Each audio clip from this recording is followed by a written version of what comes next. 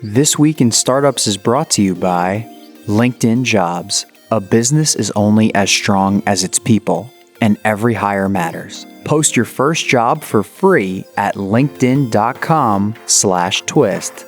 OurCrowd helps you invest early in pre-IPO companies alongside professional VCs. If you're interested in investing, you can join OurCrowd for free at OurCrowd.com/twist. And Tiny. Want to sell your wonderful internet business? Tiny partners with founders to give them quick, straightforward exits that protect their team and culture. They'll make an offer within a week, close the deal within a month, and keep your business operating for the long term. Get in touch at tinycapital.com/thisweek, and they'll let you know within a couple of days. Hey everybody, welcome to another episode of This Week in Startups. We've got a very special crossover collaboration, whatever the Gen Z kids are saying today. They love when you put two things together, peanut butter and chocolate, Nike and whoever. We got to get a house in LA, start doing TikToks. We're going to do a TikTok house. It's going to be a startup. It's going to be a venture house. We're launching today, a TikTok venture house, and it's going to be the most boring place on the planet. With us again today, the boys are back from Acquired FM. Ben Gilbert. He's Gilbert on the Twitter, Gilbert. He is the co-host of Acquired.fm, an amazing podcast that does very deep dives into startups and investing. And Ben is also the co-founder of Pioneer Square Labs and PSL Ventures, a startup studio and VC fund in Seattle. David Rosenthal is DJ Rosen T, and he is the co-host, of course, of Acquired FM, independent angel investor and startup advisor. Welcome back, boys. So great to be back. Great to be here. How's life been? You guys are getting ready for the end of the pandemic, ready to move on, get back to the real world? Me too. Roaring 20s. I'm in on the thesis. I'm in. What do you give me the top 2 or 3 things you want to do in a post-pandemic world? No masks, no rules, no regs, just everybody vaccinated and ready to go. Top 3 things. I have 2 that are super different. One, I want to go to a bar with my friends. Like, I just miss it so dearly. The second one... So alcohol. So alcohol. Yeah. And socializing, Yes. But like a real dive bar. That would be the goal here. Dive bar. Oof. The other is the exact opposite. I cannot wait to go back to Disneyland. I am such an absurd... you went right before the pandemic too, right? Yeah.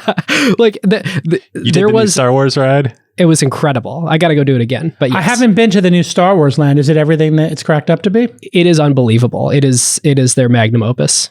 Ben, as a king of the nerds, did you make your own lightsaber? And which kyber crystal did you put in it? I did not.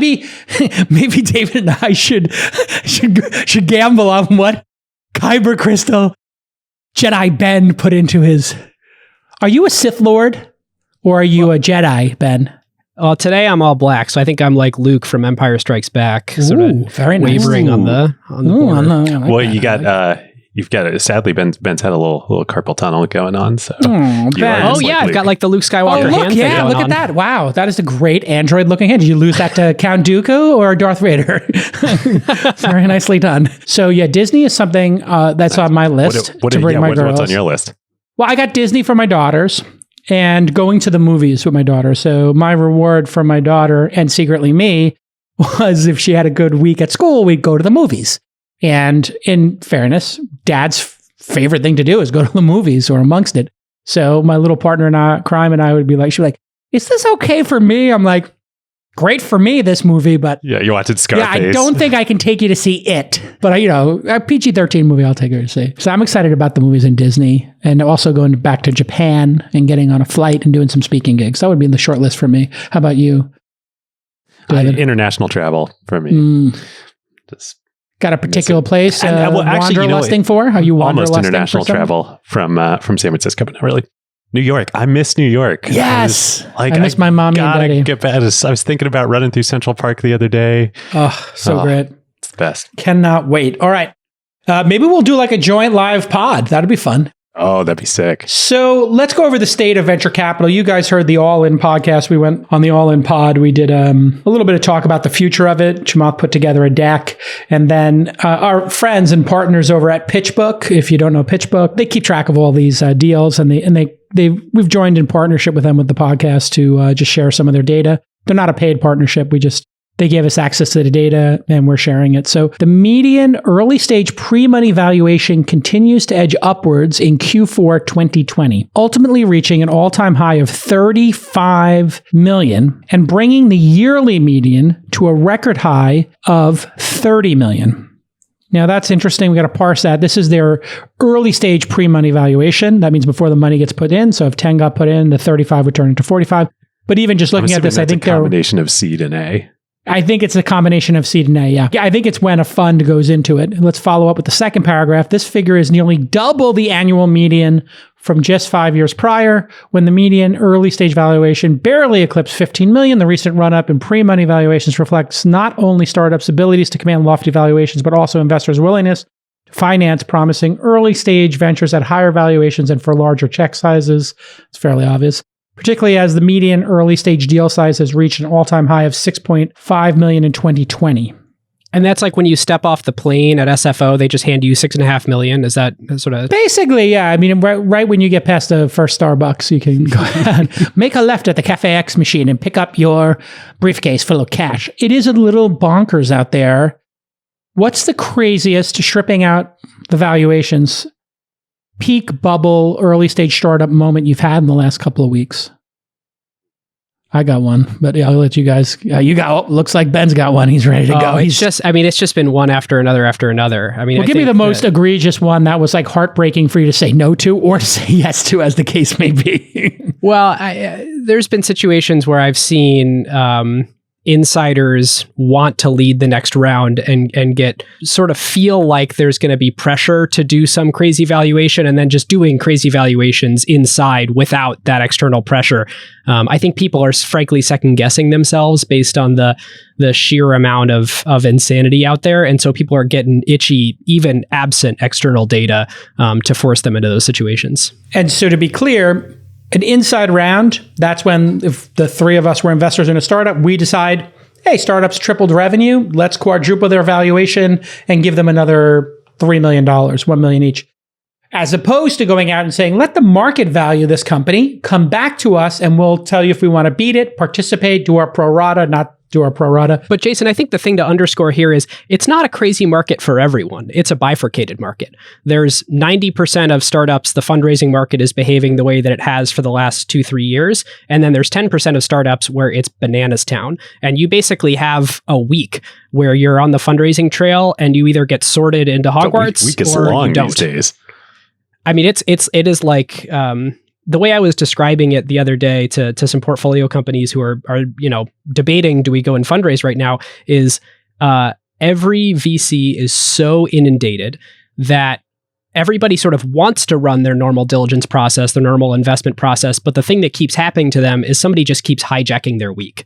And so the question when you're evaluating any opportunity is this one that I get to run my normal process on, or is this one where I have to drop everything and completely change my plans and clear my schedule and, freak out and go compete? And it's feeling like you never actually get to run your normal process. You're only ever in the crazy town part.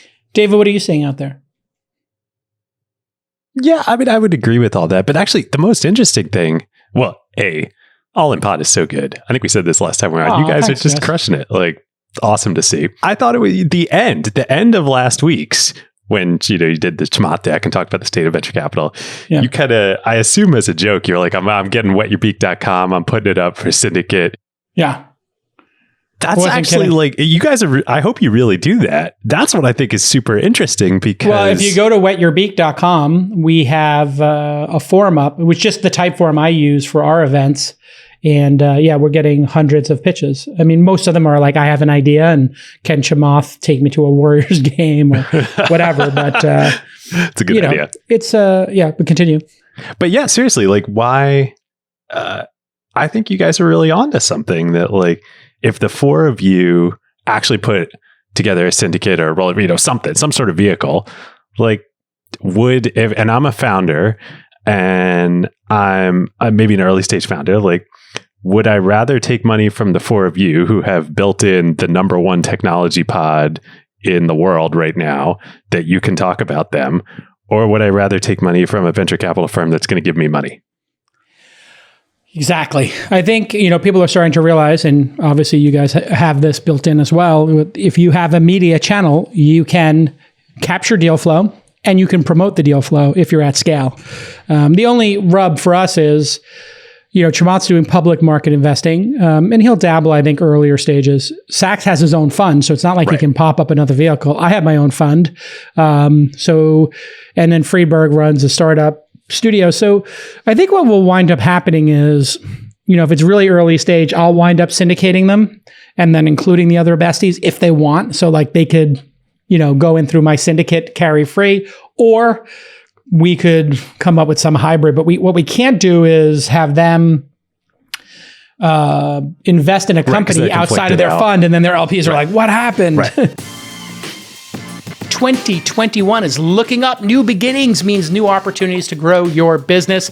If part of your strategy, like mine, is adding new team members, LinkedIn Jobs finds the right person quickly. And to make things even better, they've sweetened the pot. You're going to get your first job post for free. Hiring is a huge part of what I'm doing right now, finding really talented people. And that's because LinkedIn has over 722 million members worldwide. And those members mean business. If you post a job there, you can target it with specific screening questions. This is critical. This is a tip that I give everybody. What screening questions do is they remove all those crazy folks who just send their resume out to everybody without even reading the job description, right? If you ask a very simple question, why do you want to work for This Week in Startups? Why would you like to be on the launch investment team? Well, then people have to turn their brains on and write something. And if they put, because I need a job, well, that might not be the type of person you're looking to hire. We love LinkedIn Jobs because we can manage all these different candidates from one single view. It's really nice to see who you know in common or who your team knows in common with the candidate for reference checks, which are critically important. I mean, LinkedIn is a giant built-in reference check machine. So when your business is ready to make that next hire, find the right person with LinkedIn Jobs. I beg of you, stop wasting your time. LinkedIn.com/twist. LinkedIn.com/TWIST. Twist, and you will get a free job listing. Terms and conditions, of course, apply because they're giving you something for free. Okay, let's get back to this amazing episode. But let me ask you this: if you guys were starting over, and you had the all-in pod, would you do this? Seems like a no-brainer, right? It would be, yeah. I mean, I think everybody will eventually copy my model, which is have a podcast and a syndicate. I think it's actually, I stumbled upon the best model. The podcast, I copy. Andreessen Horowitz is copying you. Well, they copy me all the time. I mean, they literally sit there and just, they literally have like 5 partners like taking notes of what I'm doing. That's okay though. I keep changing it. You could steal the recipe, but they got a bug plate with that neon sign. You got to do the work that's actually they got a bug directly back there. Piped into. Absolutely, yeah. Sandhill. So it's interesting. I think equity crowdfunding is really interesting. I don't know if you saw what happened with Sahil and Backstage. Have you guys been following that? I'm curious your thoughts. On any impact you think that will make. So with Backstage Capital, Arlan put the management company up and basically sold 10% of the management company, right? So what do you think of that? To future fees and carry. Have you ever seen anybody do that? So I know in '99 people were taking management companies public. Really? So there have been private equity firms do this all the time. Yeah. What was the number one example of a? Do you remember any venture firms doing? I remember startup studios like Idealab was going to do it, and then VerticalNet was like a startup studio, or CMGI, right, which had done VerticalNet. CMGI was like an Idealab, almost like a Y Combinator, except they originated the ideas, or like Science Labs in New York, or in LA, or BetaWorks. But I think that business model, startup lab business model, is having a hard time right now. I would wildly disagree, but that's because I have inside information. Oh, really? Well, I mean, aside from Snowflake, but I think, isn't it hard to find CEOs to staff these companies when the founder is the venture capitalist? And so you're I think that CEO, that last little bit is the thing that is make or break for the model. The whole thing, at least we've found, is you have to do everything in your possible power to make that founder the founder of the business. They hire the people, they raise the money, their name is on the line. You know, they're signing up to be a founder of a business and not be a hired CEO. And at least half of what you guys are doing now is the founders come to you. It's not like it's your idea, right? Like the founders bring the idea and start it with you. Yep. And of course, we're talking about Pioneer Square Labs, our startup studio. Yeah, 50% of it is founders bringing ideas, 50% is ideas we have that. Do you find easily CEOs, or is that really hard to find a CEO? It is the constraining factor in the business. I mean, because to the extent that you partner with a B+ founder, then why are you doing it in the first place? Correct. And so you have like a super narrow bottom of funnel. For a startup studio, what do you think the average startup studio offers a hired gun CEO in terms of equity? 10%, 20%, 5%? What do you think the range is? Obviously, it depends on the person's experience and how far along the company is, but it can't be less than 5%, right? I think if they're messaging it like a hired gun CEO, it doesn't matter what they're offering them because it's doomed to fail. But I will say, to the extent where it's more like a co-founder, like the studio is a glorified co-founder, you know, it's for example, we're 22 people, largely engineers, designers, digital marketers, all that stuff. I think by the time you get to Series A, it ends up looking just like another investor on the cap table. 20% then? Yeah, somewhere in there. Got it. We recently did it for the first time. We had we had Growth University. And we were starting this because we wanted to educate our accelerator. And the Growth University program, we had somebody who wanted to run it, Craig Zingerlein, who's an amazing CEO who had invested in before. So he'd been through the accelerator. And we said, we'll make this Growth University with you. You run it. You're the CEO. We'll back it. We'll do the financing and we'll split it 50-50. So we did a 50-50 and then we just syndicated it. And I syndicated it to my syndicate and said, no carry. So we'll raise $500,000 or $600,000. Nice. But you guys get a free ride. And of course it filled up real quick. And then I put $100,000 in from my fund, and I had to go to my LPAC, my advisory committee, I guess. And I just said, is it okay for me to put 100 in from the fund, or is it conflicting deal flow? Because I've never been faced with that. Because when I raised the fund, we never said we were a startup studio. You, Ben, told everybody you were going to be a startup studio, so they bought into that already. Yep.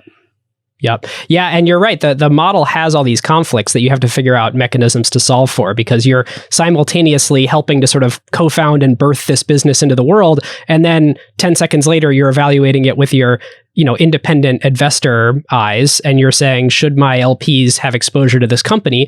And you have to be really careful about that, and sort of create a system where you have the very best information you could possibly have to make that decision, and your heart is in it. So it's 100%. Yeah. So venture capital is insane right now. I am thinking about taking a pause. I'll be totally honest. I have so many companies right now that I am thinking about shifting about a third of my energy to new investments, to just redeploying it on the existing portfolio companies and helping them raise more money. And I'm thinking about taking another third of that and then focusing on M&A and selling companies. What do you think of my interesting strategy? Help me understand, focusing on existing companies. Are you willing to pay the prices that these existing companies are getting in their step-ups? Or are you saying, hey, can we reopen a node or something and I can just give you more capital at the same price?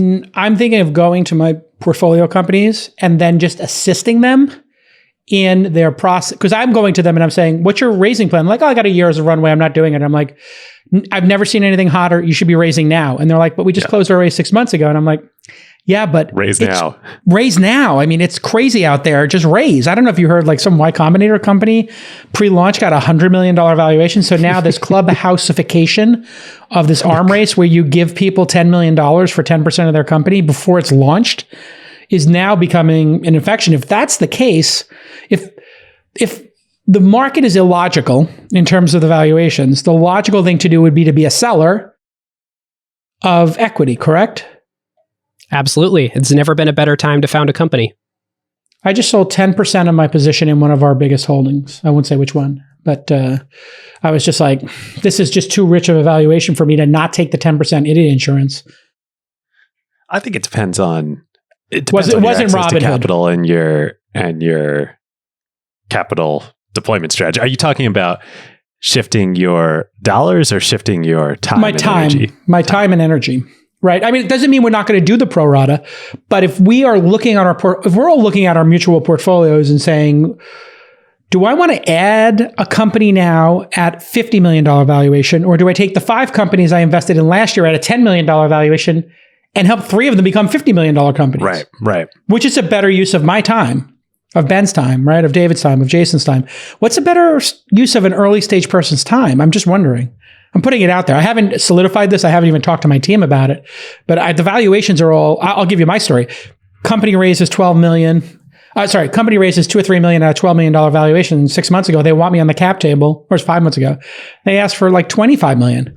And I was like, what's changed since then? They're like, nothing. I mean, we made product progress, but I'm like, is anybody paying for the product? Like, not yet. I'm like, so you want a 2.5x valuation in 6 months? And they're like, yeah, but I think that's what we can get. And I was like, good luck. Let me know. Probably is what they can get. Yeah. And I just said, you know what?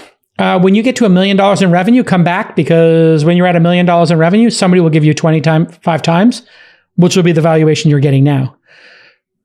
So, I mean, I think the thing is, though, like, what is a SaaS company it's in your like you guys were? I think this was part of Chamath's thesis on the All In Pod was the middle layers of the capital cake are just getting squashed right now. Oof, brutal. So like if you're, and this is the FOMO mentality, this is what's driving it. But like if you don't get into these companies, you're not getting in again.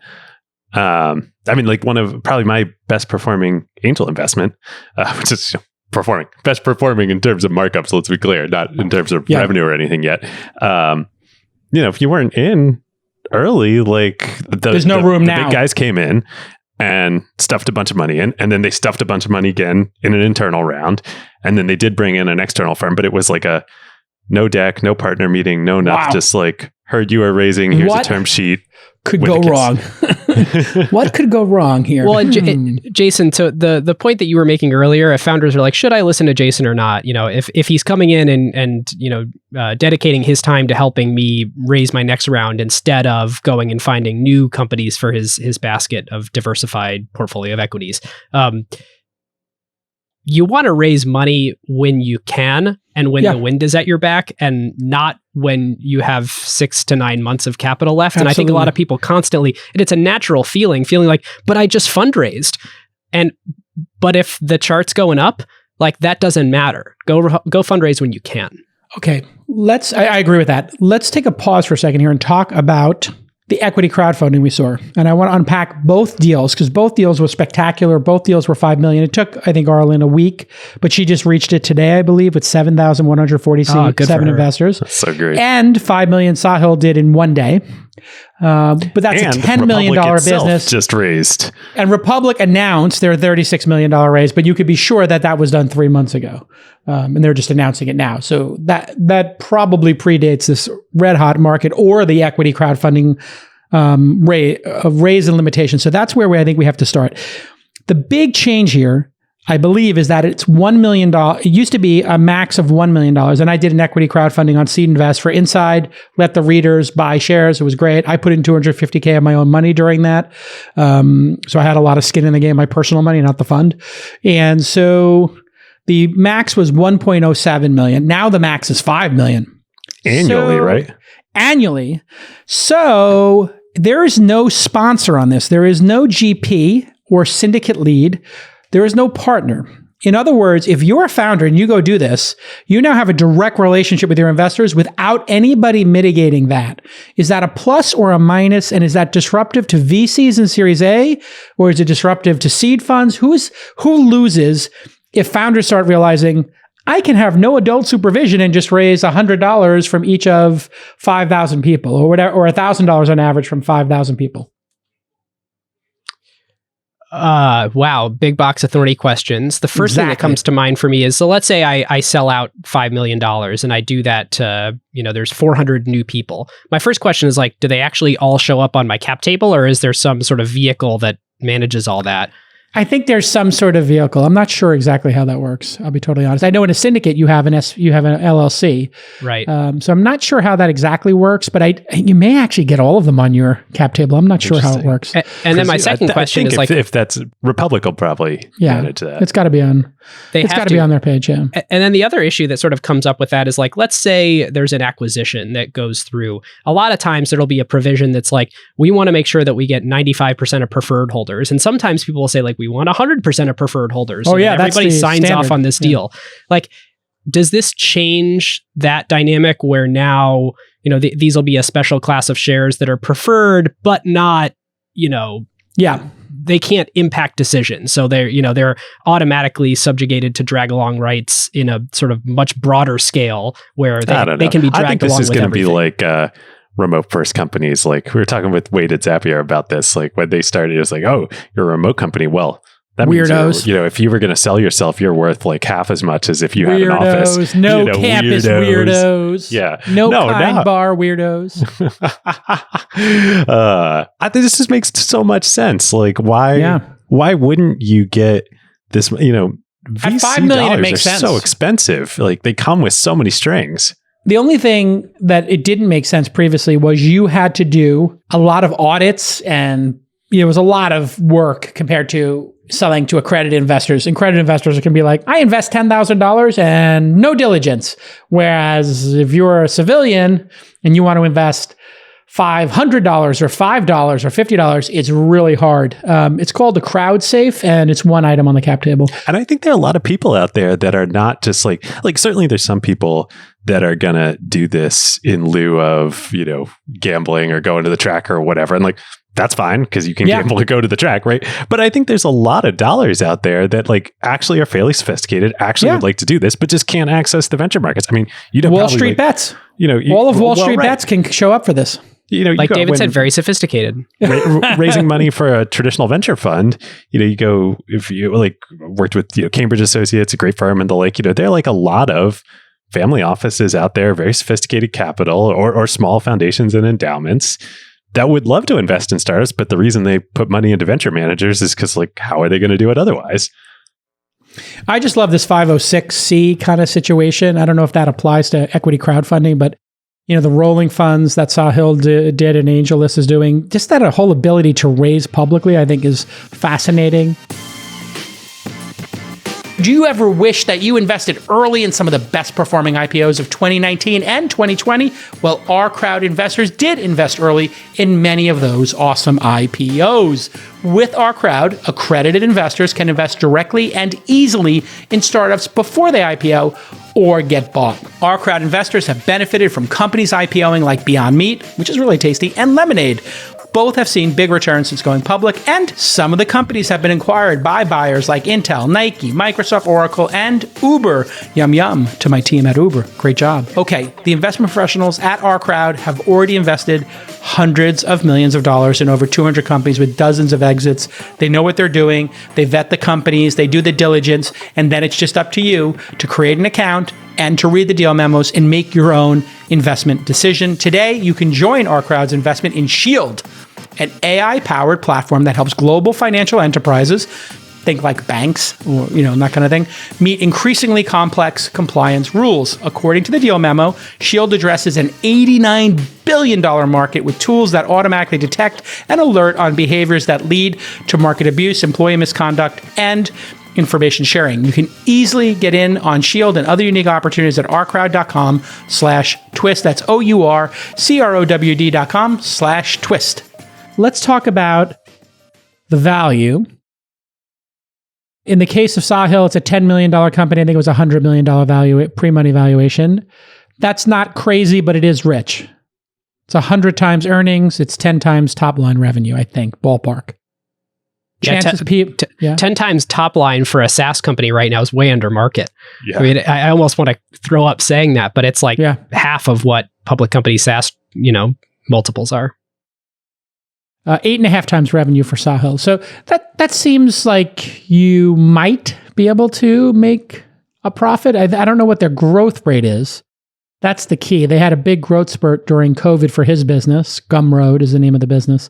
that lets people sell digital assets, sort of like Substack does for newsletters, but for any digital asset. So I think it might be a slow growth company. Maybe it's growing. I'm on their website on Gumroad. What was the revenue from 2020 to 2019? I'm reading this right, their GMV in 2020 was 143 million, which was up 2x from the past year. And they get like 10% of that or something, or 8% after whatever. So I don't know, that's a pretty fairly valued deal. I think it seems reasonable, I guess, with the growth rate. We'll see if they can 10x their investment. 9.2 million in 2020. But your question that I think you're getting at here is the 5 million from all the people who put it in aggregate, in sum, more valuable than if a venture firm put in $5 million? I wasn't actually asking that. I was wondering if they would get any kind of what we thought the chances of them having a return on investment. And we think it's reasonable that they could. But I think your question is actually really interesting because all of those people become advocates for the company, right? You have 7,000 owners now. It's amazing. Which is amazing. I think that I'm going to do it for inside.com again because we're profitable now and we have over $1 million in the bank. But I mean, and I think I might underprice as well because it's really interesting to have all those people rooting for you at $500 a piece. I kind of love that. Well, for you guys, you have a bunch of loyal readers, I'm sure, right? We have 400,000 emails in the database. Yeah. We convert 1% of those, we're good. Which is what happened last time. So I think this could be amazing. Like if all the drivers or all the, if all the DoorDash drivers, imagine the early days of Uber or DoorDash. What if DoorDash just did this every time, but gave their drivers priority, or Airbnb did it and gave the host the priority? We've talked about this before. It's incredible, right? Right, because you're raising a Series C or, I don't know, like you guys said, like, sure, you're raising your A, maybe your B. You want Sequoia on your cap table? Great. That makes sense. Yeah. You're raising your C, like who cares? It's just a financial transaction. Well, it's why you see people just pulling in like some random sovereign wealth fund or, the big family offices and then never really announcing who did the round, but just saying how much they raised. We had Rahul Vora on our podcast to talk about how he fundraises for Superhuman. And he was saying, well, every other round I get a big name firm and then I'll get like a family office or something just to give me that nice step up in valuation. Basically the cheapest capital that I can find in the middle. And we own 2% of Superhuman. We're excited. Love it. Hey, nice. Yeah, get that peak wet. We wrote the $500K check, on a Sunday before he even launched it, just on like a 3-page deck. I was like, what's your idea? And he's like, I want to make like the most elegant email product. I was like, oh, that's amazing. I was like, what's the business model? He's accent. You're like, oh, he's like, well, we're going to charge $1 a day. And I was like, you're going to charge $365 a year for what Google provides for free. He said, yep. Let me think about that for a second. Over 10 years, they'll give you $4,000. Over 10 years, they give Google $0. And somebody's going to do that. He's like, yeah. I was like, why would they do that? He's like, well, we'll save them like 10% of their time and it'll be a better experience. I was like, I would pay for it.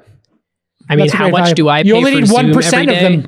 Like Google provides this for free too. And here we are on Zoom and we've all paid richly for it. So the other ridiculous thing it was unbelievable. Nobody had figured out until now that directly impacts all of this is Pipe and CapChase and Clearbank and like, yeah, be careful with these folks because some of them are different than others.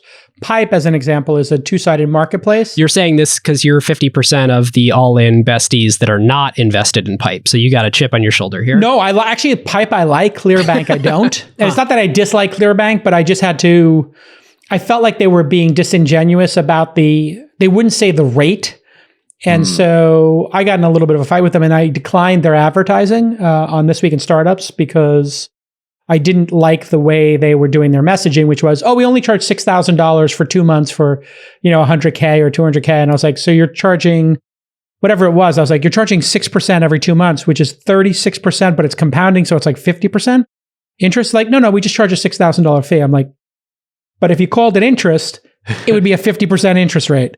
And then one of my companies used it and they had a very bad experience. So wow. I was like, I don't know. Have you guys had any of your companies use Clearbank specifically?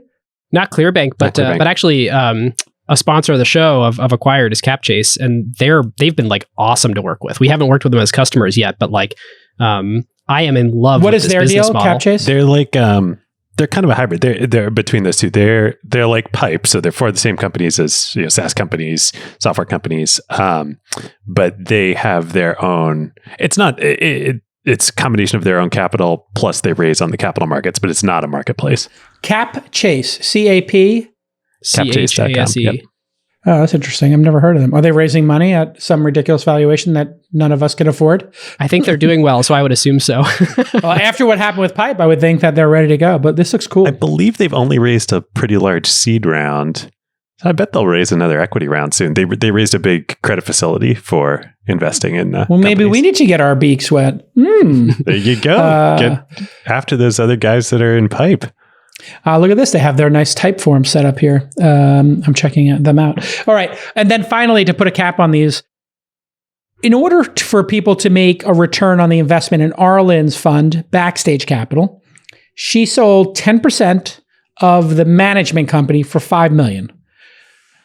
You get for that $5 million, according to the really convoluted chart. I don't know if you saw the chart of how the money flows, but I guess she's got multiple entities, so they had to disclose everything. 10% of management fees. And can somebody on the team tell me how much she has under management? I think it's 10 or 20, 15 million. Maybe it's 15 million. So 10% of the management company's returns and their management fees. So putting aside management fees, because even if she had a $50 million fund and was getting $1 million, 10% of that would only be $100,000 a year, right? So you would take 50 years to make the money to even break even. With these small funds, the enterprise value is so much more in the carry. It's not. So let's do the carry exercise. In order to get $5 million back on carry, how much return would she have to have on her? Depends what percentage carry, but if you assume, let's just say 25%. 25%, yeah. So then you would need 50 million in the total carry pool. So you would need 200 million in return, which that's not unreasonable.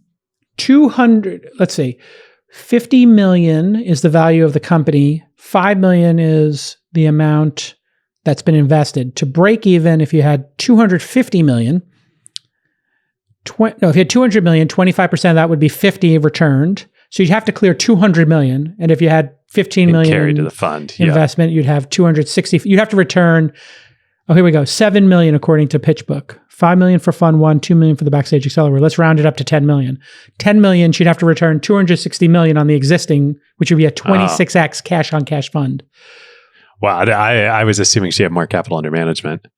So she has to really pick some winners. Fund 2 is open right now. Let's say fund 2 is 20 million. The management company is going to manage every future vehicle that she raised. So, I mean, the reason that you can comfortably assign a large value to a management company like that is that if she does 10 funds in the future and a studio and an accelerator and she launches a podcast and it's all under that umbrella, it's not hard to see how the discounted sum of future profits of everything under the Backstage umbrella could get to fees 50. And carry. Totally. And revenue. The fees would always be de minimis, but let's just say the second fund wound up being 30 million and that would be 40 million. 40 million turning into 200 would be a 5x cash on cash fund. You'd have to have. It's a great fund, but it would have to be 6x. Doable. Basically more like 6x because you have to pay back the original 40. So and small funds, I mean, as you know, small funds are much easier to get those higher multiples on. Absolutely. Yeah. Look at Saka, look at the first Madrona fund that I was part of. It's a $167 million fund, 2005 vintage, I think, and has now hard dollar cash returned over 1.3 billion to LPs with two pretty good portfolio companies still sitting unrealized. I would take the Sahil deal in terms of just return on investment over the Backstage one. But the Backstage one, you're basically betting on the future, and the Sahil one, you're betting on what exists today. So depending on your risk and also depending on affinity, right? I mean, I think if you want to see change in venture and you're making the investment because you want to see change in the world and you're happy to just either lose the money or double your money, but you're not trying to 10x it. See, I think, that's the opportunity here. It's the affinity. That's the opportunity. It's not just the returns. You just want returns. There are plenty of things you can do to just generate returns. I will say the interesting macro trend that this discussion, of talking about the revenue loans or the revenue financing world, plus this crowdfunding world, plus solo capitalists, and Jason, everything that you had talked about on the All In, where you're talking about that you've got these mega funds, you've got the Sequoias of the world that are following along from seed all the way through IPO, and you know they're not having they don't need the growth equity anymore after that. There's one sort of fund to help you. It's very quickly following a trend that has happened in other areas on the internet, but took forever to show up to startup financing, which is this duality, this chasm. And we observed it in media. Like we just did this New York Times episode. There's the New York Times.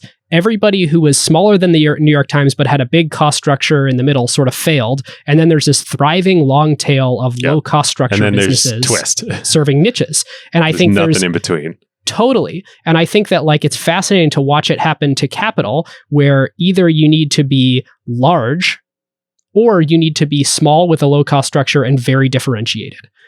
And it's like the middle is a tough place to be. If you were me, would you make the syndicate into a platform and go head to head with AngelList? Ooh. Well, AngelList, incredible innovators. They offer great products, but they are a monopoly in the space. Like they have ultimate pricing power. Like, I have 7,000 members and we're adding 200 a week. Yeah. I mean, if you were to open it up to third parties on your infrastructure, that could be very interesting, especially if you're willing to price below AngelList. David, you're an angel investor. You don't have a fund, right? No, but I've considered it. I've talked to AngelList about doing a rolling fund. Well, if I went to you and I said, hey, bring me a deal, and I'll syndicate it and split the carry with you, would that be interesting to you as an angel? We do all the work. Potentially, if it was a deal that required a lot of capital. Like $1 million or $2 million, Series A type deal. More interesting for me, though, would be, but I don't know that I'm a specific use because we have acquired and we have our own audience. Most interesting to me would be, let me use your infrastructure. Yeah. Infrastructure is done by Assure Fund Management, which we invested in. They used to be the back end for AngelList before AngelList decided to do it themselves with, I think, something called Bellwether, I think is theirs. So anyway, I've been toying with the idea. I don't want to go head to head with Naval, but I do think I could cherry pick, let's say, 4 angel investors to work with me and just say, when you have if you knew really good angel investors that didn't have a built-in audience that they could use to get the capital or back office, or they don't want to take the time to build 10,000 people onto their accredited investor list, all that. I was also thinking about maybe doing fund to fund with it too. Like, so I have a friend who's raising a venture fund, and she was like, would you put $5 million in with your syndicate? And I was like, I've never thought about that. How would that work? Like, you could take a percentage of the carry or whatever. And I was like, so I could do an SPV that was an LP in your fund and then wet my beak there. Interesting.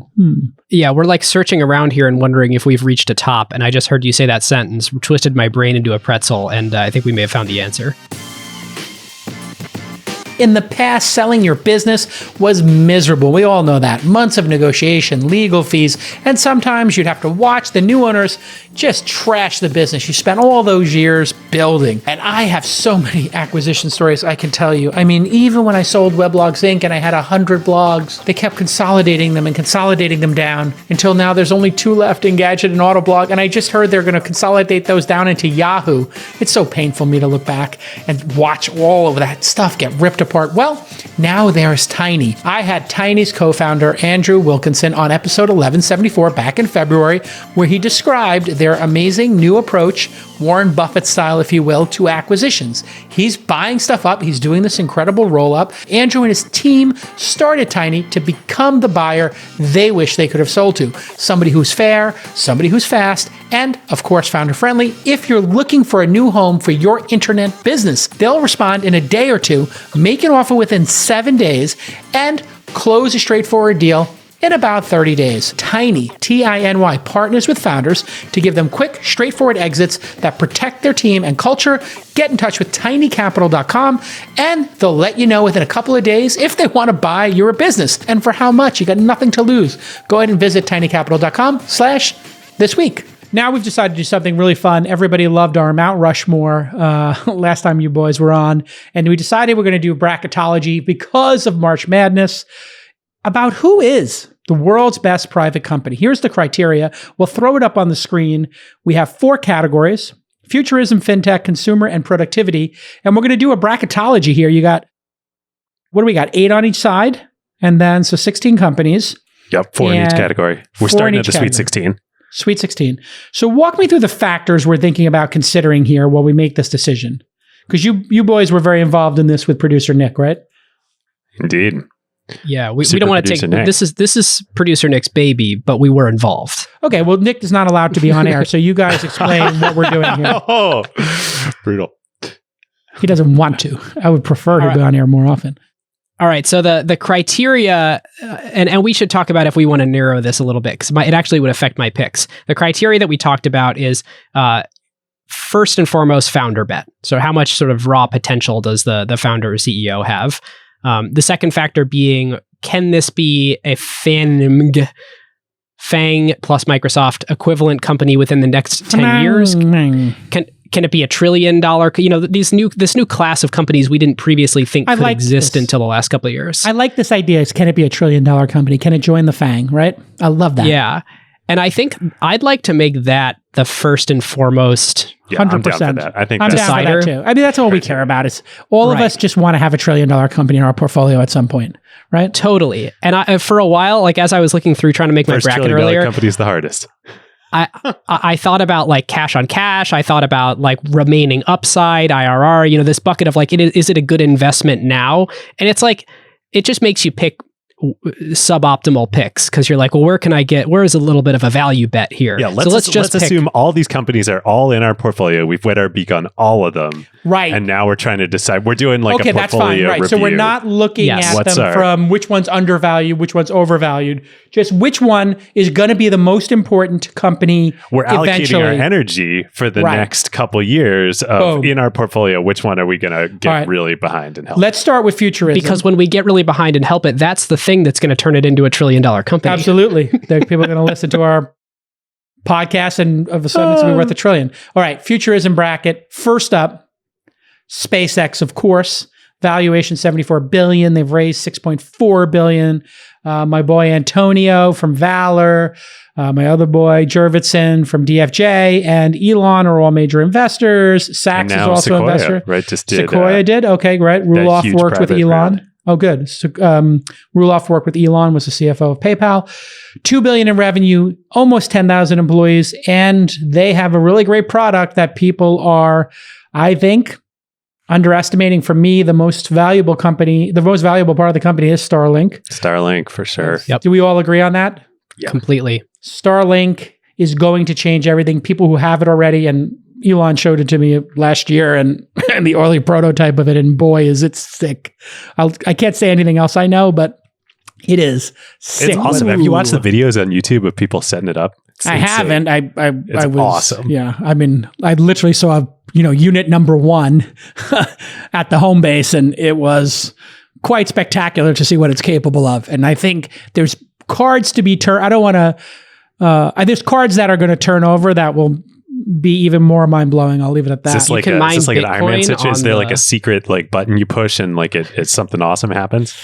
I just think there's more cards to turn over. Let's leave it at that, and then our number 2, Rivian, which is Tesla's top competitor in EV trucks. They got a $27 billion valuation. They've raised $8 billion. Major investors include Ford and T. Rowe Price. Not that those mean anything, but necessarily. But Amazon and Jeff Bezos are also investors. That's right. Or is it Amazon or Jeff Bezos? Amazon's an investor, and they have pre-ordered 100,000 trucks from them that they're going to start to electrify their delivery fleet. Why don't you read me the next 2? The next 2 are Anduril, which is Palmer Luckey's new, although it's not that new, company after Oculus, which is a defense contractor, a new tech-enabled defense contractor, basically. Yep. New age Boeing. And this one's controversial for some reason, right? I remember Palmer's controversial because allegedly, I want to say allegedly because he won't come on This Week in Startups because he, on some episode of the News Roundtable, we were making fun of him, he felt, or something. So he told me he doesn't want to come on This Week in Startups. Well, I told him, I was like, number 1, I don't even remember, but was it about the whole Reddit thing and your secret account? Who cares? Like, let's talk about your company. Like, seriously. I mean, Palmer's like a super fascinating guy. Yeah. He's into cosplay. He created like the best VR company ever. And now he's creating drones to protect the border. I don't know why everybody's so precious. Like, don't we want entrepreneurs protecting America? and making weapons and systems and stuff like that. I think we want to have the best weapons and the best. I think the controversy is like there's, they're using facial recognition and whatnot, and tech, it is the military. But look, like it's either they're going to make it or Lockheed's going to make it. Like, I mean, what's the big deal? We're up against China. We're up against, terrorists in the Middle East. We got domestic terrorists. I mean, we want to keep an eye on stuff. If his drones, he's making the first American-made drones, is what I understand. If those drones can capture somebody with an AR-15, and help the police, eliminate that target. In other words, blow their fucking brains over. I'm pretty cool with it. I mean, bleep that out. And the alternative is, DJI is a great company with amazing technology, but there's no way the U.S. military is going to use DJI drones. It's just not going to happen. Nor are they going to have access to whatever the best ones are. Okay, next up is Scale AI. I was less familiar with these guys, but I'd heard of them in the past. This is like the Uber for AI training is the tagline, but lots of AI unstructured data training platform, right? Yeah, I mean, they're basically doing machine training for all the self-driving people. So I think they're the ones giving a lot of the vehicle companies white label data to, train like this is. Now, I don't think they're giving it to Tesla, but maybe the other ones are using their data sets. I don't think Tesla doesn't need it, but so should we? I'm thinking, should we do each bracket? I think we should, right? So that's the Futurism bracket. Next one, and then we can have the final four. Yeah, so that means we have to pick between SpaceX and Scale AI, and Rivian versus Anduril. Scale's the bottom seed. Got it. Okay, well, this is pretty easy, isn't it? Well, no, the first one's easy. SpaceX is much more important than Scale AI, right? They dominate them. Yeah. And to be clear, I think we're doing this collaboratively, right? We're coming up with one bracket here. I think what we should do is advocate for our positions and then decide. Because realistically here... We're like the judging panel. Got it. Okay. I think it's, if there's disagreement, 2 out of 3 carries the day. Well, 2 out of 3 carries the day. I love it. So there's always going to be a winner. Perfect. All right, gotta be SpaceX. Gotta be SpaceX. Gotta be SpaceX. That's a no-brainer. Okay, Rivian versus Anduril. So then you're going about the second tier electric car company versus Palmer Luckey, who created Oculus and who is doing military defense. I'm going with Palmer Luckey because I think that he's supremely talented, and I think that Rivian's in a commodity business. I agree. This was tougher for me because I was less familiar with both of these companies. It's actually a good excuse to read up on Rivian a bit. Super interesting what they're doing. The Amazon deal is interesting, but at the end of the day, it's commodity business. And I was just looking at why on earth would you buy one of these things? Cybertrucks are cheaper and way cooler, get more range, and they have the supercharger network. Well, and as GM and Ford, become competent in this area, they're going to have the economies of scale and the distribution. And, Volkswagen. Yeah. By the way, I knew this, but I hadn't focused on this. You can buy a freaking Cybertruck for $39,000. It's bonkers. That is bonkers. Elon got a... They're available to purchase now? You can buy them online. You reserve, but the thing that's really interesting about it is that stamped metal. He got a special machine to stamp that metal. His vision was always, when he showed me the SpaceX factory, he was showing me the metal cutting stuff, and he's like, "We're going to take this technology and bring it over to that factory and do the Model S and whatever." So this is what people don't understand about his brain. What he learned in manufacturing in SpaceX is going into that Cybertruck. He knows how to have materials come in one side of the factory and a product come out the other. Talk about first principle thinking. I think a lot of people around Elon were very can we just use OEMs? And he was like, no OEMs. We don't want to be dependent on anybody. And if you remember, Mercedes made the drive column for the Model S and X. That's right. They based it off the CLS. But we had Josh Clemente, the founder of Levels, on Acquired. We haven't released that yet. We'll release that probably next week. And he was an early SpaceX engineer, and he talked about this, just the difference between how SpaceX operated. He said there was a Levels, the glucose monitor company. Yeah, super cool. Yeah, we're investors in NutriSense, their number one competitor. Nice.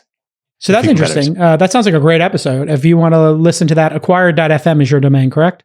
Indeed. Okay, so do a Google search for Acquired. It's coming out next week. Okay, so Ben, you have thoughts on this? You want to go with the bigger valuation? I'm going Anduril. Well, we're going valuation agnostic because we don't care about, it's just the absolute value of the final. Exactly. Anyway. Okay. But Anduril, I mean, to me, it's Rivian is interesting, but will not build power as a business the way that Anduril could. Anduril is a higher beta bet. Rivian, I think, is safer. 100% in agreement. That means now we have to decide SpaceX versus Anduril. For me, it's so easy. But this is a good, okay, so it's SpaceX. We knew SpaceX is kind of like LeBron James, right? It's like, he's going to the finals. Right. Whatever if you don't give him the MVP, he's going to be like, why the F did you not give me the MVP? So here's an economic argument for why this company is going to be $1 trillion company. So I was reading into this. Or SpaceX? SpaceX. So I was looking into this. Morgan Stanley. It won the bracket. We should save 100%. This for when it's going. SpaceX clean sweeped 3-3 all the way. Anduril went 3-0 for 3. Got it. Perfect. You want to say posterity? It's happened. Yeah. So Morgan Stanley has this estimate that SoftBank will reach 364 million subscribers by 2040, which is about 5%. Yes. You said SoftBank. You said SoftBank. I was like, Masayoshi-san bought? Oh, dude, he's bringing the Vision Fund 3 is going to Republic. He's doing crowdfunding. Oh, okay. Well, then we're done. All right, let's whip through this here. I don't know. I must have had that in another note here. Anyway, so if Starlink actually can go and do that, 300 million accounts? Yes. It would be like Netflix. It's a great, which I think just cleared 210 million or something. I thought it was 250, yeah. So that's $91 billion in revenue at $25 a month, which is a very reasonable estimate of what people would pay for their globally. Internet.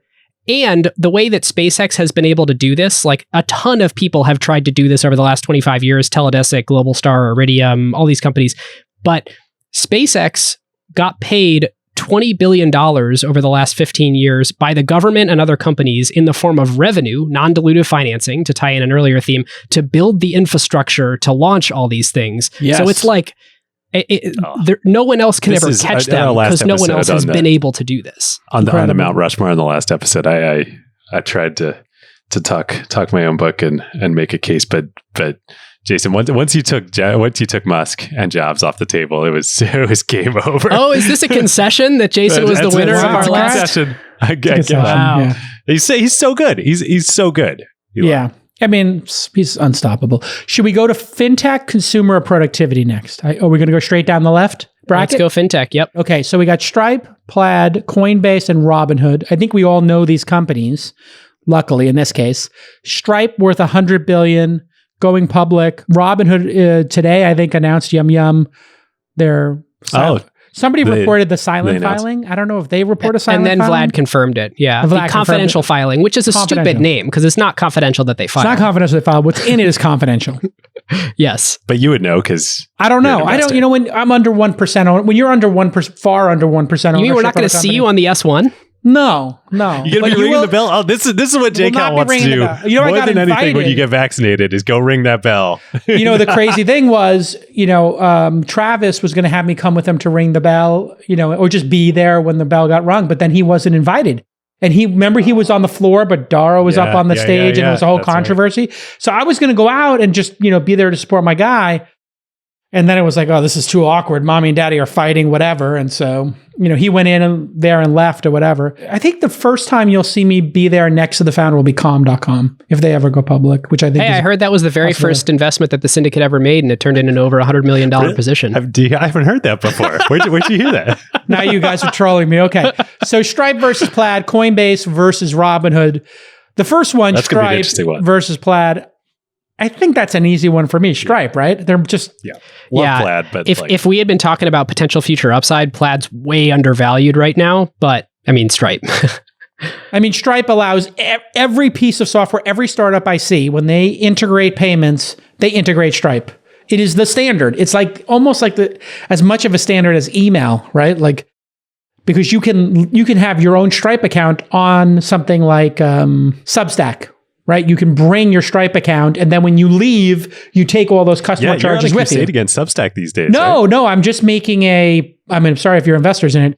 I was just making a point that it's really interesting to watch the Andreessen Horowitz versus media through the vehicle of Clubhouse, and I don't know how you guys feel about it, but they're the PR partner over there. I forgot her name, Margit. Is it Margit? Yeah, Margit Wemmakers. Yeah. Margit, she is cutthroat. And she's like, oh, we're not in any kind of debate with the media. And I'm like, Margit,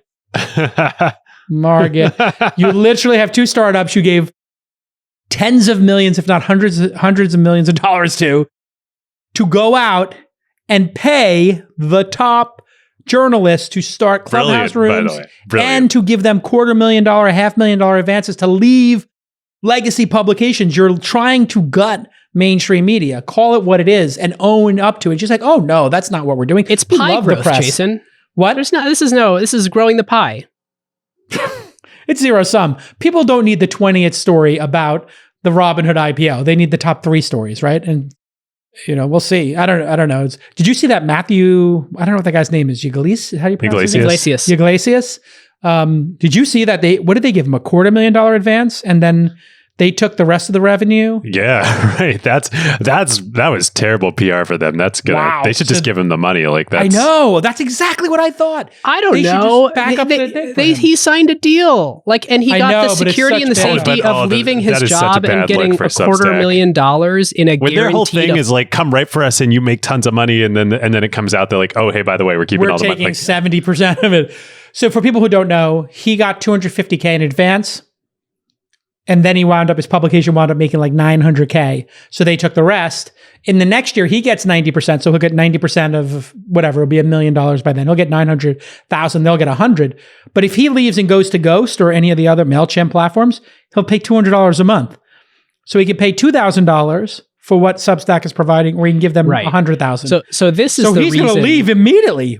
He'd be foolish not to leave. This is the reason why he should change the game now, because I'm recalling back to our Oprah episode. This is the way these media contracts work. You get your upfront, they do your distribution, you sign the deal, so you renegotiate your contract later on. However, Substack is not doing his distribution. He's doing his own distribution. He owns the email addresses, he owns the Stripe tokens. And so at any given point, you can blow up the deal and go somewhere else. And so Substack doesn't actually have the leverage to hold him to this deal. Yeah. I think Substack is totally screwed. I think that anybody who makes over $100,000 or $200,000 on the platform is going to leave. And the whole point of these platforms is to have the whales. The whales equal the revenue. So it makes no sense. Stripe is Mario Gabrielli at The Generalist. He just went off platform, rolled his own. Yeah, you can roll your own, or Ghost is. I was looking at Ghost. I was like, because right now I'm at war with Andreessen Horowitz, so I'm basically investing in the counter all their competitors to all their startups. That's your investment thesis right now. Whatever they do, you go sign up the competitor. Yeah, I did Uber, they did Lyft, right? They did Clubhouse. I'm doing 2 or 3 other Clubhouse competitors or adjacent products, and so I'm just doing the anti-portfolio. So I was like, I'll just invest in Ghost.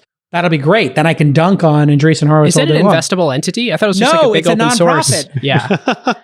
So I'm looking for somebody who wants to take the Ghost open source and make the WordPress.com. If that's you, Jason Calacanis. And Review would have been a good bet, but Twitter said let's get the syndicate going. Let's go. Acquired FM plus the syndicate.com. Wait, Jason. Okay, so one thing before we move on from Stripe here. So we all were like, yeah, Stripe, versus Plaid here. Did you know, and I should credit Ian Sigalo, the co-founder of Greycroft, with this fact, Braintree processes more payments than Stripe. I didn't know that. Wow. Now, that will probably change soon, but they've been a juggernaut over there, and they haven't signed up developers the same way that Stripe has, but a huge chunk of PayPal's revenue comes from Braintree. Interesting. Doesn't change my opinion. Stripe's going to win this bracket. I'm going Stripe too. Okay, Coinbase versus Robinhood. Yeah, let's keep moving. Coinbase versus Robinhood. This is where it gets interesting. I'm obviously going to pick Robinhood because I'm an investor. It's your boy. And I like the idea of stocks and stonks over crypto. Even though I think Robinhood does crypto on the margins, right? Does. So I like Robinhood, but what do you guys think? I'm going Coinbase. Okay. I think this also was difficult, but I do think they both face a bunch of competition. I think Coinbase, though, faces less competition than Robinhood as a pure play crypto exchange. Not that Binance is huge and Gemini, there's plenty of others out there. But I think Coinbase has done a lot to really try and centralize power within this. They're clearly the market leader in crypto. They're the market leader, but they're doing a lot. They're taking on a lot of core crypto development work. They're adding tons of products. See, I think that crypto is not going to be as big as people think, and so I'm not as I'm a little not as bullish on crypto. I think it's kind of overvalued. I think it's got a lot of risk factors, especially with sovereign cryptos, right? Like the e-renminbi or e-renminbi. I don't know how they pronounce it. The digital one. The digital yuan is coming, so that's going to be interesting. You know, I wouldn't be surprised if some countries say you can't use Bitcoin, or if you use Bitcoin, we're going to charge you 20% per transaction instead of using our sovereign one. So this, I guess, then leads it to Ben. Where are you going to go, Ben? Coinbase or Robinhood, and why? So the way this boiled down for me was in thinking about what could be $1 trillion company. And again, there's only been 4-ish in history, is that each one has to do something wildly unique and distinctive, reached a ton of people, create and capture a ton of value, and be wildly defensible. Like each one is the greatest business model of all time in the thing that they do. Well articulated there. I like that. That's a good checklist. I like it. Yeah, it's pretty good. It's rare air. It's rare air. So to me, if Robinhood had a shot here, then we should at least see like a $500 billion brokerage. Like, sure, they're better, they're disruptive, but they're not completely different than any other stock brokerage that's ever existed. They're going to add more interesting things. Are they going to hit all those checkboxes? I think it's more likely that Coinbase does, because it's operating in a completely new, different, disruptive area. All right. So you're going Coinbase. Coinbase wins the day. Coinbase versus Stripe. For me, I'm going with Stripe on that one, because I think Stripe and the business of business is better. I'm correct, you're going Coinbase? I was going Coinbase, yep. Yeah, okay. So then I'm going with Stripe, because I think owning every transaction or a large number of transactions is better than owning crypto. But I guess this is now a referendum on imaginary money versus real money. So, and the question with Stripe really to me is, so I bet it'll be $1 trillion company, because it's not hard to imagine people's appetite for this company being 10 times higher than it is now, even at the same performance metrics that it's at now. Like, I think this thing, if it IPO'd tomorrow, could IPO at $500 billion. So, you know, there's a little bit of like, what makes $1 trillion company? Well, what the market will pay for. Do we even know what their revenue is? It's like, I don't know. Okay. So, FOMO. but the con on Stripe that I always sort of look at with a little bit of a crooked head is, how is it defensible? Like, why would someone stay with Stripe instead of finding a way, once they hit scale, to process payments more cheaply and hire more developers and use a set of APIs that's not quite as nice? It is a little bit more expensive than their competitors. All right. Very AWS-like in that regard. Yeah, interesting. That's the acquisition path too. Amazon buying Stripe or Google buying Stripe. $1 trillion company buys them. Who would be the most likely purchaser of Stripe for $250 billion? Well, Amazon wouldn't do it. Google would be the most likely purchaser, but Amazon would be the best fit. Interesting. So what are you boys going with? Stripe or Coinbase? I am going with Stripe on my the market is a voting machine, not a weighing machine argument. So, David, what you say does not matter, but let's hear it anyway. I know. Well, I'm glad. This is why I wanted to go last, because I'm sticking to what I wrote down on my bracket. I had picked Coinbase over Stripe, because I think, for mostly combination of what you said, Ben, about what is the core fundamental defensibility other than running faster at Stripe. And for Coinbase, I think that we don't know like how big this market could get. It could get so big, and Coinbase has an opportunity to participate at every layer of it in a way that Stripe does not in an established traditional market. All right, here we go. Consumer Bytedance, Discord, the chat app that Microsoft is supposedly going to buy for $10 billion, Epic Games, maker of Fortnite, and Cloud Kitchens by Travis. Hey, your boy. Oh, my boy. So let's do ByteDance versus Discord. David, you batted cleanup last time. Give us your thoughts. Easy, ByteDance. Discord's cool, but like ByteDance is a juggernaut. They're the highest valued private company in the world right now. So they have the Chinese TikTok, Toutiao. Plus Lark. They are, you could almost think of them as like Google, like just like Google with like YouTube, and they have so much all within China. But TikTok, like people don't appreciate how important TikTok is. It is, I think, the first truly global so at scale social network, like China plus the whole rest of the world. Not a social network, David. Yeah, not a social network. It's social just media company. Social media. Yeah. Social media. There you go. And then Ben, where do you wind up on this one? Bytedance. I am going with Discord because I don't want to vote for a Chinese company because of their position. But I do think that you're letting your heart outrun your brain. Yeah, my vote doesn't matter anyway. It's like being a Republican in California, which I'm not. But now we know how Sachs You're getting feels. closer, though. You're edging closer. I've always been libertarian and really based on personal ownership. And I don't know where I live anymore. Like, I thought opportunity and like balancing the budget was a Republican thing. And there are a lot of nutty things. Then staying out of people's private life, like live and let live, was a Democratic thing. But now they want to be involved in everybody's life. Like, I don't get it. All right. Epic Games does the Unreal Engine in Fortnite. They've raised $3 billion. They're worth $28 billion in the last financing. Cloud Kitchen's worth $5-6 billion. They've raised a bunch of money. And I think even the $700 million that we know about, we can assume that that might not be the only funding they've had. I'm not on the cap table. I don't have any inside information. Is that true? I assumed you would have been invested. The problem was my friend who started at Diego, then Travis came in, bought out all the partners because he wanted to have control. Yeah, he bought all of it, right? He bought out Chamath, everybody, bought the whole thing, and everybody made a great return, but he just was only going to do that if he could control the company. But I will probably wind up on the cap table one way or the other, maybe as an advisor or something. They'll get me involved. But when you do a late stage $700 million round, when you're Travis, with your former partners from the kingdom who did Uber, like, this is not for our zone of investing, right? He doesn't need anybody. Yeah. Yeah. So where did you guys wind up? So my view of Cloud Kitchens is a large part of it is Travis wanting to diversify into real estate. And I'm sure it will be this space is very interesting to me. But every time I think about Cloud Kitchens, that's the first thing that sort of comes to mind is like, for someone who has billions in tech, it would be nice to be diversified should the economy shift gears a little bit. Yeah, they certainly wanted to buy up some real estate. I think they're done with that portion of the business. I went with Cloud Kitchens only because it's my guy and because I think a game like Fortnite and Epic Games might be like a hit-based business. I'm not sure that they're going to be... You don't know enough about Epic. You got to go listen to our episode. Well, boy, because the Unreal Engine is used by so many people? The Unreal Engine, Epic also owns House Party. They're like...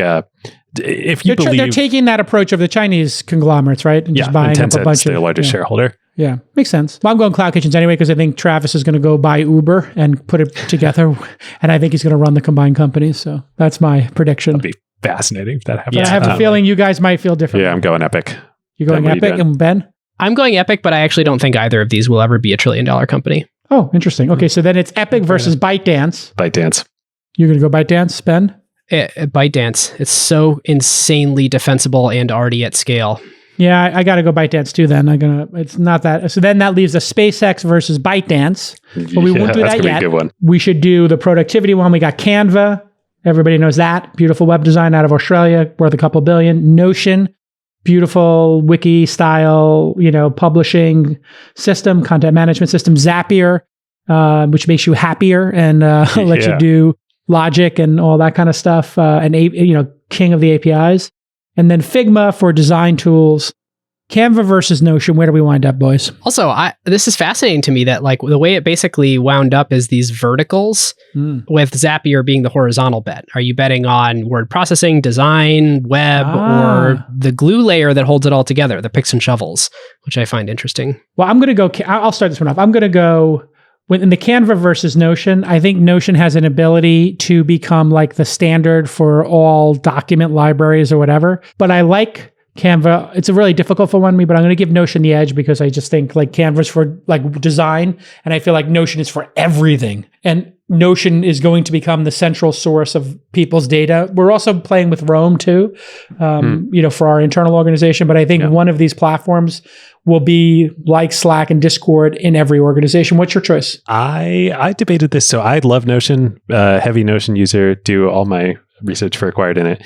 I went with Canva though, because as much as I love Notion, I think it could be the future. I agree with everything you just said.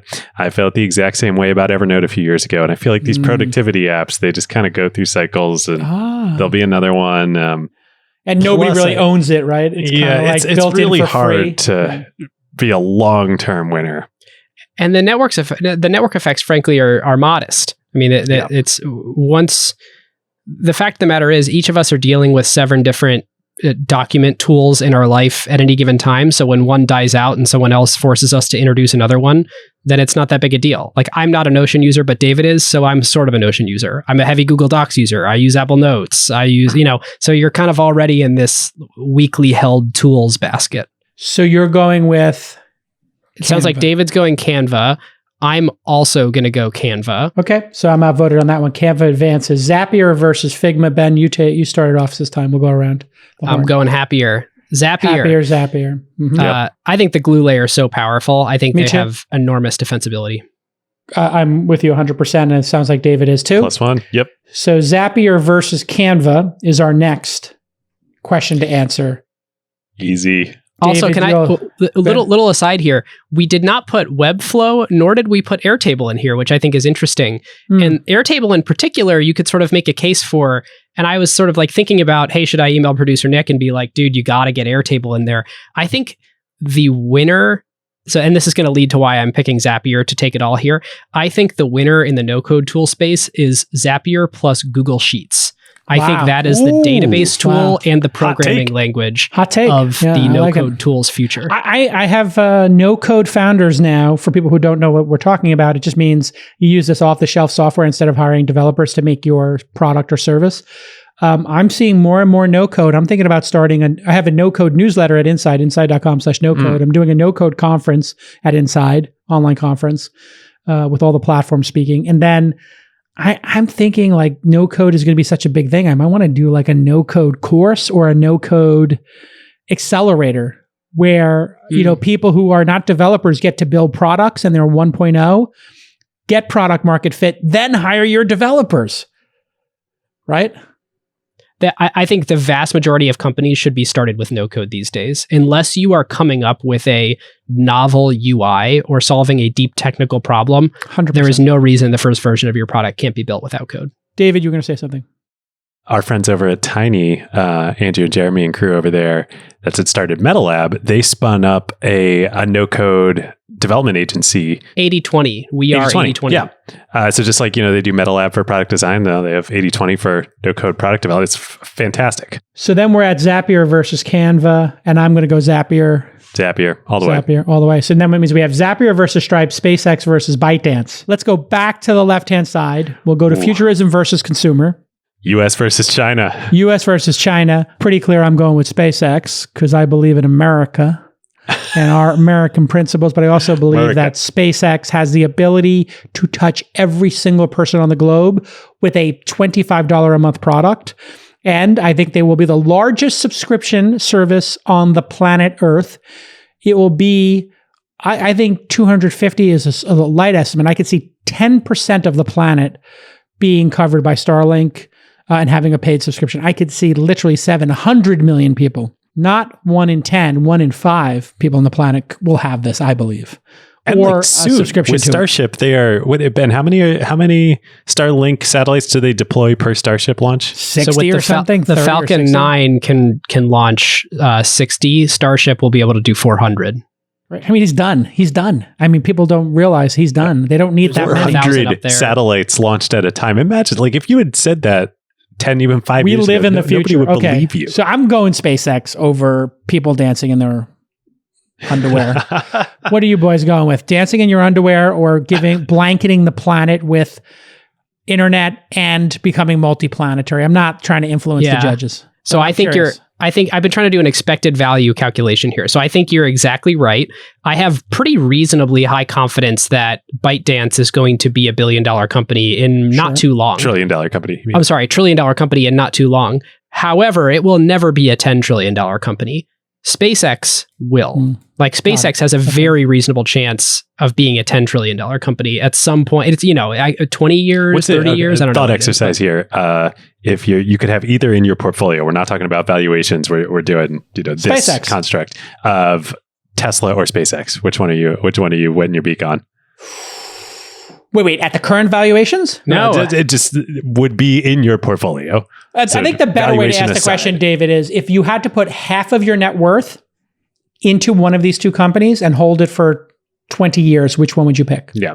Because I'm trying to erase whatever you think about the current Tesla valuation. Let's just put that aside. Just which company? Can I just say 2 years ago, I was making this decision 2 years ago. Which one would I want to put it into? I'll go SpaceX. It's a hard one. It's hard. I think SpaceX is more speculative, and Tesla's got a much better likelihood, a much easier path forward from this point forward, whereas SpaceX still has going to Mars is going to be fucking hard. But I think we know what Tesla's going to do. Self-driving, robo-taxis, we kind of have the path there of what's going to happen. Energy, independent, solar roofs, redoing the electrical grid. It's huge business. But I mean, what if SpaceX finds something on a asteroid and starts mining it and bringing it back, and it's the new mineral we need, right? There are some things that we don't even know what SpaceX, what adjacent businesses SpaceX is going to find. Only you know, but you won't tell us what they're doing in these Starlinks. This is secret. No, I mean, I know dishes Starlink they're going to take is, off. They've got propellers. They're going to take off, and they're going to put it this way: when Teslas came out, they had a 200-mile range, but it was really 125, and then 300, then 400, now 500. So this is why you. So what do we think Starlink's going to do? So Elon is very focused on performance. He's always been very focused on performance, and so this is why you think people break. He demands people break records, and he doesn't take. I don't think Elon takes oh no, that's the max it can do very well when somebody says what do you mean physics? No, I mean, he's let's try to, you saw the battery day. I mean, battery day was a little bit of a flop, I think, for press because they're too dumb to understand what he was talking about in large part. Well, literally just let's land these fucking rockets. Well, I mean, I think people just don't understand battery technology. And for him, saying hey, we're going to make batteries that last 2 or 3 times as long at half the price, people don't understand exactly how big of a deal that is, right? Anyway. All right, so I now understand how you think 10 to 20% of the planet is going to use Starlink. Yeah. I think so, yeah. So what do you think? So SpaceX or Tesla, which one are you? This is a SpaceX. hard one. Okay. Especially if it's in my retirement account. Right, that's why I put the 20-year window on it. Okay, so SpaceX versus Bytedance. Let's nail this down. Who's going to the championship? I pick mine, SpaceX. I pick mine, SpaceX. Okay, I picked David, SpaceX. communist. I picked Are you a SpaceX communist? too, but I really struggled with this. I think both of these companies are going to be $1 trillion style companies. I'm very proud of you boys that you didn't go communist. Yes, I did stick with the US, but one quick thing on Bytedance, this is not just dancing in your underwear. They have the best AI recommendation algorithm technology in the world, bar none, and that is don't go on TikTok at 1 a.m. because you'll look up and it'll be 3 a.m. I don't know who's had this experience, but it's just for sure, it's scary. It's scary. That thing is so addicting. It's bonkers. And it's not just video. Toutiao is it's news, but it's the company applies this to more than just TikTok. They know how to get you to the next thing and keep you on. Okay, so then it's Stripe versus Zapier. I think we all know which way we're going. David, you kick us off. Stripe. Ben? Stripe. I'm Stripe too. So then it's SpaceX versus Stripe. We're going with SpaceX. Mars or your charge? I thought you wanted to pick. For your SaaS. The question is, can Stripe ever be a $10 trillion company? No. Yeah, I don't think so. I'm going SpaceX. Yeah, SpaceX. Okay, there we go. And Ben? SpaceX. All right, there you go, folks. SpaceX wins the private company Bracketology. This has been another amazing episode. Let's get some plugs in here. Acquired FM has a LP show. It's only $100. Go sign up. It is well worth it. You get your custom RSS feed, which allows you to get content nobody else can get that the boys put a lot of time into. These are smart boys. They do a great job. And I am commanding all my listeners who hear my voice to go sign up and give them $100. They deserve it. We have a really good free show too. The free show, get that. That's free. And then you cheap bastards, shoot the lock off your wallets. You're so great. You need to spin up, wallet. just like the tiny guys, you need to just spin up a marketing agency on the side here where you do cameos, where podcasters reads. Can just pay you to it'd be great. No, I mean, we just sell ads. I mean, basically when people buy ads for the podcast, the ads that work on my podcast are ones where I think it's SaaS products that, any product that's over $10,000 lifetime value, it kind of works really well for, because you get one customer who pays for it, or one customer every 2 or 3 ads, and you're good. So I just think SaaS products and reading those when you're aligned. Who sponsors your product podcast? Same type of. Yep. Anything to plug? I did one plug for you. On my end, we just closed a $100 million fund for PSL Ventures Fund 2. So Congrats, if you are a founder in the Northwest or can squint your way to being in the Northwest, I'd love to talk to you. I got 2 plugs. One, legitimately, I swear to God, I say this on our pod. All In is my new favorite pod. It's so good. I can't imagine anybody who's listening to this and does not listen to All In. You watch it on YouTube too. Like it adds. We do we're doing a lot of advanced graphics on it. So we're taking an hour or 2 in post to embed graphics, and we're doing that on This Week in Startups now. Nice. So, super producer Nick, the man. Well, we now have 2 more people full time on the podcast team. Shout out Justin, producer Justin, and Charles, our studio director, came back. Then other one real quick is latest episode we just dropped Unacquired on Rec Room. A lot of people don't know Rec Room out there. A lot of people know Roblox, but Rec Room is the newest minted unicorn private company. Newest minted Seattle unicorn. It's fantastic. You got to listen. We had CEO. Rec Room. Rec Room isn't that the VR one? Yep. Yeah, it's not just That's VR worth anymore. $1 billion? 15 VR, million users. iPhone, Xbox, PlayStation. Grew 600% in the past year. Just raised. So people are really doing. Jason, if you liked Roblox but felt you couldn't get exposure early enough, this is the company for you. But it's all VR, right? No. Oh, okay. So they're off the VR tip. That didn't work. It is. It's basically also everybody working. who uses VR. They have essentially every VR user out there, plus like 5 million users on Xbox, on PlayStation, on iOS. So they're multi-platform. Multi-platform. Yep. What is their most popular game? So all users. No, it's all. It's Roblox. that thing where you walk over here and you go to play chess over here, you play ping pong here. But it's also a creator economy. So they have 15 million users. They have 2 million who are creators. So you can create directly. There's no separate coding. So everything is becoming a world with unlimited possibilities. So we're basically in the William Gibson.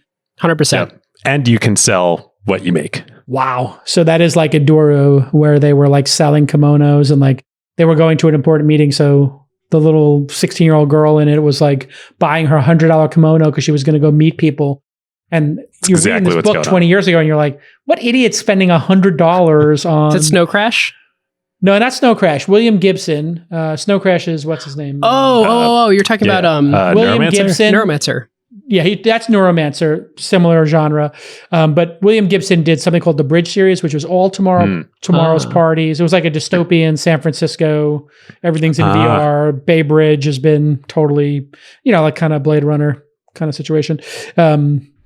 Really good series. Iduru, Virtual Light, and All Tomorrow's Parties, I think, are that trilogy. The Bridge trilogy, I think they call them. It was really good. All right, boys. We'll see you all next time. Bye-bye.